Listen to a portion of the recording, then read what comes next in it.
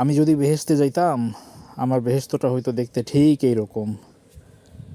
সুন্দর সুন্দর বিল্ডিং, সেই বিল্ডিং ভর্তি খালি খাবারের দোকান, উপর থেকে নিচ পর্যন্ত ঝকঝকে চকচকে আলো ঝলমলে খাবারের দোকান।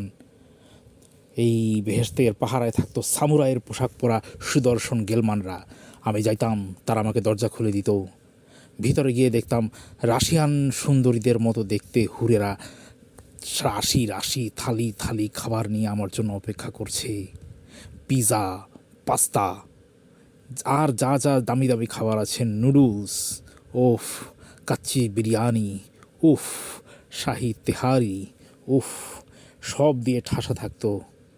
আমি যাইতাম, তারা আমার সামনে আঙ্গুরের মতো করে পিৎজার পিস ঝুলায় ধরতো। আমি আস্তে করে মাথাটা উঁচু করে খুচ করে একটা কামড় দিয়ে এক পিস পিৎজা খেয়ে ফেলতাম। আহ, আমার বেহেশতে থাকতো চিজের নহর।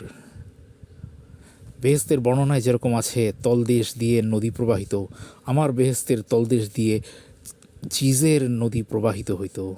ওফ, কি দারুণ একটা ব্যাপার হইতো, চিন্তা করেন একবার। আমার বেহেশতের দেয়ালে রাশি রাশি মুরগির রোস্ট ঝুলে থাকতো, ফ্রাইড চিকেন ঝুলে থাকতো। ওহো আহা, খাওন আর খাওন, খাওন আর খাওন।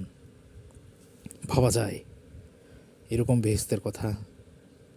খালি আমি খাবো আর খাবো, দিন রাত খাবো, দিন রাত বলে কিছু থাকবে না, একটাই দিন থাকবে, শুধু খাওয়ার দিন।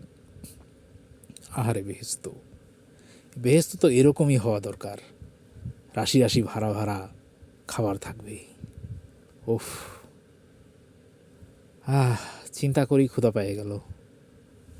এখন যাই, একটু খেয়ে আসি নাকি?